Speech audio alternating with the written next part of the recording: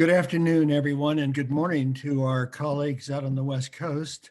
I'm Michael McGinnis, and it's my great pleasure and privilege to welcome all of you to the second day of our conference on financing that rewards better health and well-being. This is a session that has been sponsored by 5 wonderful organizations: the George Family Foundation, the Nemours Foundation, Samueli Foundation, Wellbeing Trust, and the Whole Health Institute.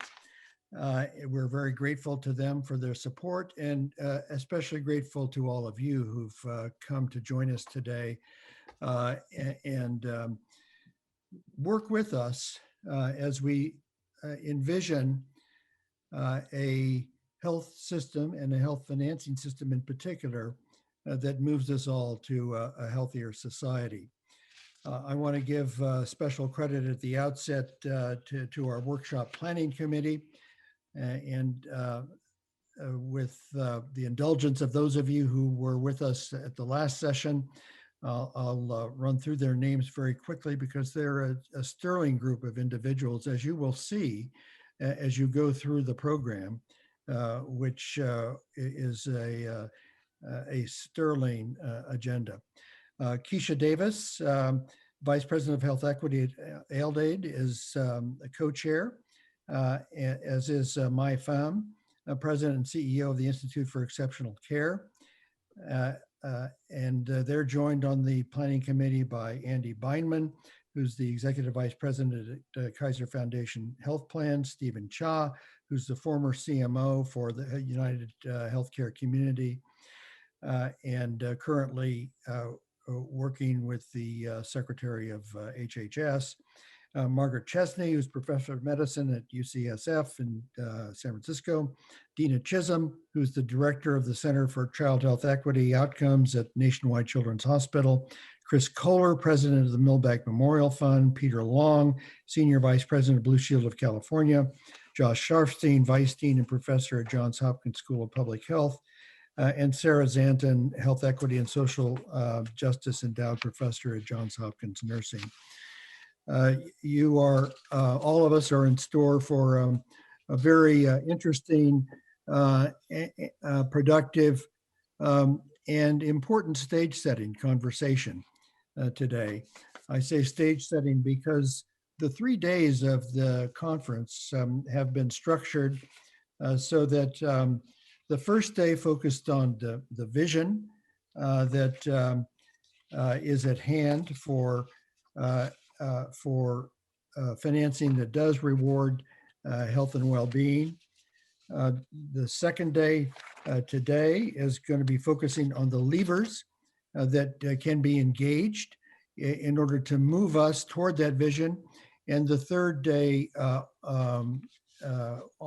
next week, and I'll put a special plug in for that as well, is focused on the strategy. To be our aim, quite specifically, is to come out of our series of conversations with a strategy that can help the nation at this very critical, vital time move toward financing that is transformative in many ways. And I'm just going to say one more thing before turning it over to our co-chairs. And that is, if you look at the title of the conference, which is Financing That Rewards Better Health and Well-Being, please look specifically again at the subtitle, which is Efficiency, Effectiveness, Equity, and Experience Implications of Integrated Payments for Health. And you see there the to underscore a point that we made earlier in the first meeting, that there are 2 dimensions that are critical for the nation. One is that effectiveness, efficiency, equity, and experience are not a standard operating procedure in our healthcare system at this point. We're far from it in terms of, in productivity terms, that is the returns we get for the investment that we put in. We're far short of not only what would be expected in normal circumstances with the level of investment that the U.S. is devoting to health care, but we're also laggards in the global community in that respect. So there's plenty of room for improvement, and that's something we all recognize. And something else we all recognize is that part of the problem, a big part of the problem, some could reasonably say the dominant part of the problem is the fragmented nature of our financing system, and of, for that matter, many elements of our health and healthcare system, because essentially the structure, as they say, form follows function, and the way we've structured function in our system is oriented around the payment system, which is very disintegrated. And so we're talking about a vitally important set of changes that we hope will occur over the coming period. And we hope that this conversation today will move us closer to the vision that's anticipated. So I've shorthanded the goal and the objectives by noting the two important givens that we have in hand, and the fact that we are moving from vision to levers and to strategy in the course of our conversation. So it's now my great pleasure to turn the meeting over to the co-chairs of the Planning Committee and the co-chairs of the effort as a whole, Keisha Davis and Mai Pham. I've mentioned their current locations a couple of minutes ago, and with extreme gratitude and admiration for the work that you've done. Let me turn the floor over to you, and I believe, Mai, that you're going to be leading off. Thanks very much, Michael, and adding my welcome to everyone who's joining us today. So I wanted to take a moment to just recap for you some critical takeaways from the first day of the workshop, and then turn it over to Keisha to lead us off for the second session. There were, to start off with, a number of critical lessons that came out of those conversations. First was, in terms of financing and payment, a nod to what we've discussed many times before in many other forums about the deficiencies of fee-for-service payment, but an acknowledgement that it in and of itself is not inherently evil, and neither is capitation going to be our salvation. So rather a call for an approach such as a risk-adjusted or hybrid capitated system that allows for a tinge of fee-for-service where appropriate, in order to move us to a place where we can really tackle care delivery transformation. There is also a nod to the enormous frictional costs of, Tim Ferriss estimated between $1 and $2 billion a year that is consumed by all of the administrative burdens imposed by the fragmented nature of our insurance systems, coverage systems, and payment systems. We know that healthcare financing, as Michael referred to, it's flowing vertically when what we need is a health system that's horizontally integrated. And so the challenge here is to find ways to make those financing flows somewhat more horizontal, a little bit squashed down and widened out. We also know that payment reform alone won't work, because once the incentives are in place, everyone acting on the ground requires actionable data and meaningful measurement and a focus on key outcomes that matter, like health equity and true health. And in saying that, we acknowledge that we're not currently paying for what we want, and we shouldn't be surprised, therefore, that we're not getting what we need. Compared to other OECD countries, we know the US spends in aggregate roughly the same amount of money per capita for both healthcare and social services. It's just that it's grossly in imbalance in the US toward the healthcare side. And so the challenge here is to redirect those resources toward a more constructive balance. There was a theme around improving collaboration, and I might just use a more assertive term around that, which is that if we are to truly organize health services services around the outcomes that really matter to people and communities, then we have to engage them in defining those goals, and that requires sharing power. We also talked about the need to integrate and align health systems in a way that really wraps around the communities they serve, to include partners that are non-traditional, including complementary and integrative care providers, broader economic actors, public health and social service agencies, schools, just to name a few. And in order to do that, in order to execute on all of these changes, even once there is financing and appropriate financing and payment in place, is likely to require new roles and probably whole new job descriptions for people who are currently in the care delivery system. It requires a whole new reimagining of what is possible for any given actor. And the mantra that we were left with on collaboration is that whole person health requires population health. You can't have population health without health equity. You can't have health equity without addressing structural racism, and you can't address structural racism without engaging the community. And then in terms of equity and accountability, just diving deeper into that, we need a really complete focus on reducing disparities because they are inherently non-value added to the system.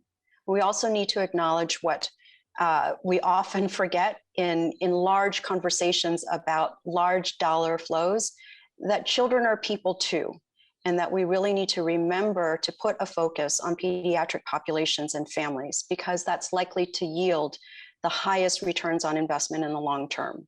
So education, primary care, mental health, these are really key levers for health equity and outcomes.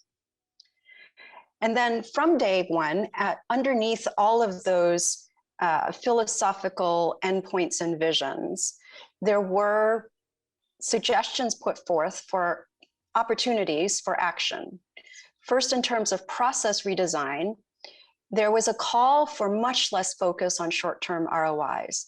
And really, this requires its own kind of systemic culture change among chief financial officers and actuaries and executives who have to make fiscal decisions, because we need smarter payments to focus instead on addressing health-related social needs, on investment in the connective tissue that's required between different service sectors, on common infrastructure and data interoperability and exchange, and really the hard work of building those horizontal relationships to make processes effective. There's obviously an opportunity to braid and blend financing streams, and that could mean a whole lot of things that we'll come back to in a minute. But in an effort to acknowledge that we, again, are trying to squish down and widen out these current financing silos so that they deliberately acknowledge the interrelatedness of different kinds of services. Collaboration is another area of opportunity where we need a collective will to truly focus on, deliberately and with persistence, to pursue whole person and population health. This is building on experience we've had success with before, for example, with community networks formed by the opioid crisis and COVID pandemic needs. We need to support communities envisioning and driving similar initiatives. And we need to rebalance spending to account for the optimal level of responsibility and care delivery in any given sector. Clearly, again, this is going to require systemic cultural changes to completely alter our expectations of the need to listen, to engage with communities, to be aware of bias and to address it head on, to build multilateral trust and to create political buy-in. If we can redefine ROI with those things in mind, we'll stand a much better chance of defining goals and outcomes that actually matter to people and to families, with a framework at the very least that includes morbidity, mortality, and patient-reported outcomes, as well as equity.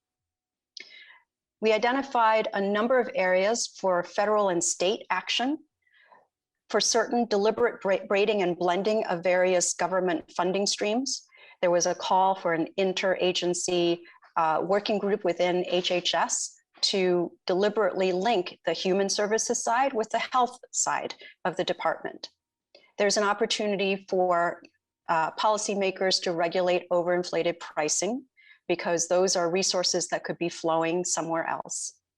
To expand the COVID era stimulus packages to mitigate any barriers to existing entry within the arena of value-based and integrated care for service providers who are ready and willing to do that. To examine or re-examine antitrust and competitive practices and those relevant regulations to allow for greater efficiency in the system. Again, in an effort to redirect resources that are currently being spent where we don't want them to be spent toward the areas where we do need them to be spent.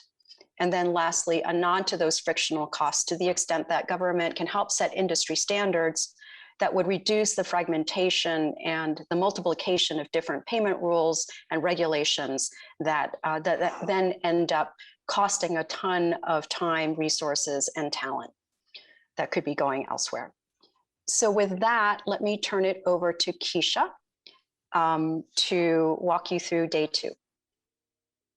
Thank you, Mike and Michael. Very much appreciative of your co-leadership on the conference. So again, I will add my welcome. Thank you to everybody for joining us for day 2 of Financing That Rewards Better Health and Wellbeing. We're so excited to have you with us. So I'm going to briefly review kind of the structure that we have laid out for the day today. And just a reminder that the focus of today is really on innovative financial models and levers that can advance whole person health and population health and well-being, while also highlighting those underscored by the COVID-19 pandemic. And so today we, again, similar to earlier in the week, we will focus on 3 panels, each consisting of a moderated discussion between leaders from those arenas of care delivery and health financing, moderated by our planning committee members. And we will also be spotlighting an innovation spotlight, which is really an exemplar of how to really integrate the financing models that really help us achieve whole person health and well-being. As we are going through, I do want to make sure that we are keeping patient-centeredness in mind. You can see the agenda there. I want to make sure that we are keeping patient-centeredness in mind. And that approach is critical when we're considering transformative action. We can tend at these meetings to talk at a high level about the things that should be done or could be done, but we want to make sure that we are keeping in mind the people that we are really trying to impact change upon, and the lives of those individuals and the communities in which they touch. And that should be constantly considered in the discussions that are at hand. And so in doing so, we have drafted out 3 archetypes of patients that we want you to keep in mind. The first is Jamal, and we talked about these on the first day, but just a reminder, Jamal, a 10-year-old boy with allergies, asthma, and ADHD, and those medical problems get in the way of him being able to live his best childhood. And he has CHIP insurance. And how do we find ways that really promote his health and well-being and financial models that support that? We remember Margarita, middle-aged mother of 2 who works as a private duty home care nurse, who has the beginning stages of some chronic disease, hypertension and prediabetes. And we know that if we could nip those in the bud now, we could probably change the trajectory of her healthcare course with a high deductible health plan that she has. How do we impact change on her so that we can set her up for the best course of care for herself, but also for those children that she's going to be caring for, and the complexities of dealing with aging parents. And then Mr. Chen, an elderly widower who lives alone and has the challenges of living alone and having multiple chronic conditions. How do we make sure that we are keeping his health in mind and the Medicare Advantage plan that he has to care for himself and take care of his healthcare financing? And so keep those in mind as we are talking throughout the day in our panels, and how are we really solving for the issues that they have in front of them. I encourage you to use the chat function to add comments and questions throughout. Our moderators will be keeping on track of those. And also a recording and copy of these presentations will be made available to all after the event.